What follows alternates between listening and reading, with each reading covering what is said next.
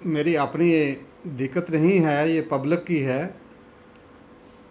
पिछले साल 2023 खरीफ में जो फसलें लगाई गई थी उनका इंश्योरेंस हुआ था। गवर्नमेंट की तरफ से पॉलिसी थी और गवर्नमेंट के थ्रू ही बैंक J&K बैंक से दरमाड़ी से जो इंश्योरेंस हुआ फसलों का बीमा, उसमें लोगों का बहुत बड़ा नुकसान हुआ। इंश्योरेंस कंपनी को रिपोर्टें लगी। उसके बाद इंश्योरेंस कंपनी और एग्रीकल्चर डिपार्टमेंट ने जाकर मौका भी देखा। मौका देख के जो एग्रीकल्चर डिपार्टमेंट की टीम और इंश्योरेंस वाले वापस आए और क्लेम बनाया। लेकिन आजकल करते करते रबी 2023 भी चली गई और ख़रीफ 2024 आ गई है। और अब इंश्योरेंस कंपनी का कहना यह है कि हमारा 50% जो शेयर है वो गवर्नमेंट से होता है। तो हमें गवर्नमेंट की तरफ से अभी जब भी शेयर आता है तो हम आपकी जो पेमेंट है वो करेंगे जो आपका नुकसान हुआ है। तो बड़े अफसोस से कहना पड़ता है कि गवर्नमेंट की एक तरफ से गवर्नमेंट का आर्डर होता है कि इंश्योरेंस करवाओ और गरीब लोगों का बेनिफिट होगा। आपका नुकसान जो है अगर अचानक हो जाए तो वो नुकसान जो है वो मिलेगा आपको। बजाय उसके आज तक इंश्योरेंस कंपनी जो है टाल मटोल कर रही है हमारे लोगों को, जिसमें कि मेरा अपना भी इंश्योरेंस हुआ था और नुकसान भी हुआ। मेरे अपने असेसमेंट भी की है डिपार्टमेंट जाकर, लेकिन अभी तक कह रहे हैं नहीं जी हमारे पास जो गवर्नमेंट का शेयर है वो नहीं आया है। अगर जो गवर्नमेंट का शेयर यूँ ही आता है तो हम आपका जो क्लेम है तो वो देंगे। मैं एग्रीकल्चर डिपार्टमेंट के थ्रू हमारा जो KCC की स्कीम थी ये हुई है। बैंक से लोन लिया था KCC, और उसके बाद जम्मू कश्मीर जो बैंक है उसने इंश्योर की है। ये कंपनी जो है बैंक के थ्रू ही जो हमारी ये किस्तें काटी गई थी, इंस्टॉलमेंट ली गई थी, जो वो बीमा किस्त जो थी वो एग्रीकल्चर के थ्रू जो लोन लिए हैं उनकी J&K बैंक दरमाड़ी से जो है वो पेमेंट हमसे ली गई थी।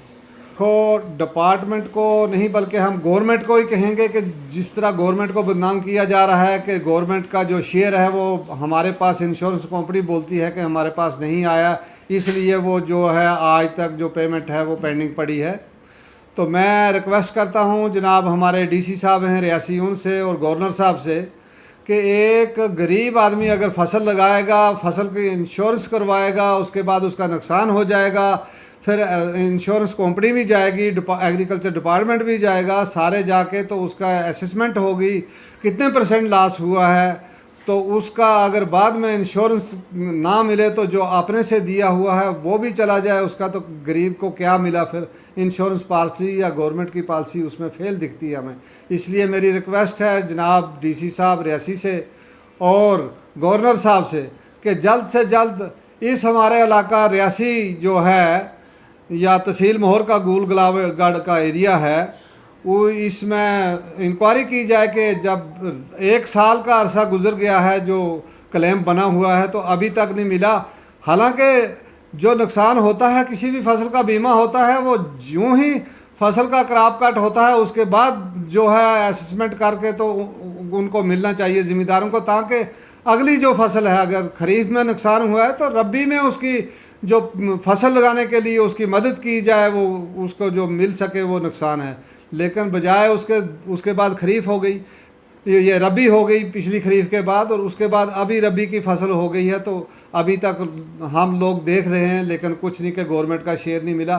पता नहीं बहाना है या टाल मटोल है, ये गवर्नमेंट ही जाने इंक्वायरी कर सकती है। हम तो रिक्वेस्ट करेंगे जनाब DC साहब को कि इसके फौरी तौर इंक्वायरी करके तो गरीबों को जो है उनका हक दिलवाया जाए। जनाब मैं ये भी बैंक के चेयरमैन से रिक्वेस्ट करूंगा आपके थ्रू से, और DC साहब से रिक्वेस्ट करता हूं कि लोग बीमार हो जाते हैं। ये ATM होता है इमरजेंसी के लिए 24 घंटे, जिस वक्त ज़रूरत पड़े, किसी को इमरजेंसी हो जाए या किसी की डिलीवरी है इस फार फलांग पहाड़ी एरिया में, या कोई अचानक हादसा हो जाता है, कोई बीमार हो जाता है, जिस वक्त मर्जी पेमेंट चाहिए तो वो लेकर तो जा सकता है। लेकिन बड़े अफसोस से कहना पड़ता है कि एक एटीएम अगर ख़राब हो जाए तो उसको 1, 2, 3 दिन में दुरुस्त किया जाता है, या उसको चेंज करके तो रिप्लेस करके उसकी जगह दूसरा एटीएम जो है भेजा जाता है जब तक वो ठीक ना किया जाए।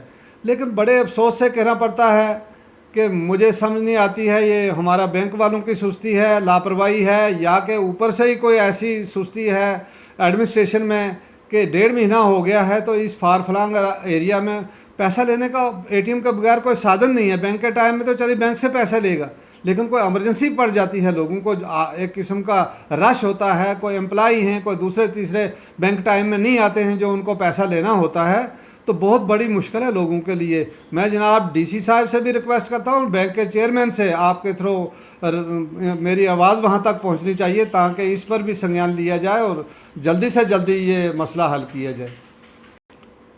देखो करामत जी, ये तो काफ़ी लोगों की बहुत बड़ी शिकायत है कि जब भी परेशानी होती है, कोई डिलीवरी केस हो जाता है, या कहीं एक्सीडेंट हो जाता है, या कोई इमरजेंसी हो जाती है, उस वक्त जो ये जितनी भी एम्बुलेंस की या सहूलत होनी चाहिए ये फार फलांग एरिया के लिए ज़्यादा होनी चाहिए, क्योंकि यहाँ और कोई फैसिलिटी नहीं है, तो ना ही हॉस्पिटल हैं यहाँ नज़दीक।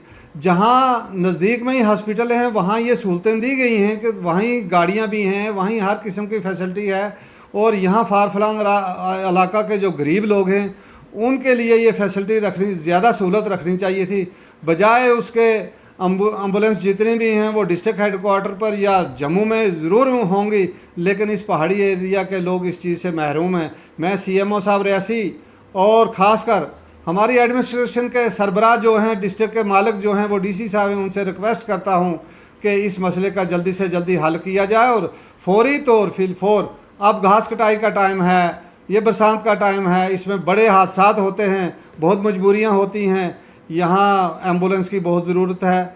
और कोई अगर एक का एक्सीडेंट हुआ तो आज तक वो रिपेयर नहीं हुई, इतना टाइम हो गया है, मुझे नहीं लगता वो रिपेयर भी होगी या कुछ भी, लेकिन उसके मतबादल एम्बुलेंस एमरजेंसी ये चीज़ें तो पहले देखनी है कि जब भी एक्सीडेंट हुआ था तो मतबादल दूसरी भेजनी चाहिए थी, लेकिन बजाय उसके आज तक एम्बुलेंस की सहूलत से लोग महरूम हो चुके हैं। और डीसी साहब से रिक्वेस्ट है कि इसका भी फ़ौरन कोई ना कोई मसला हल किया जाए।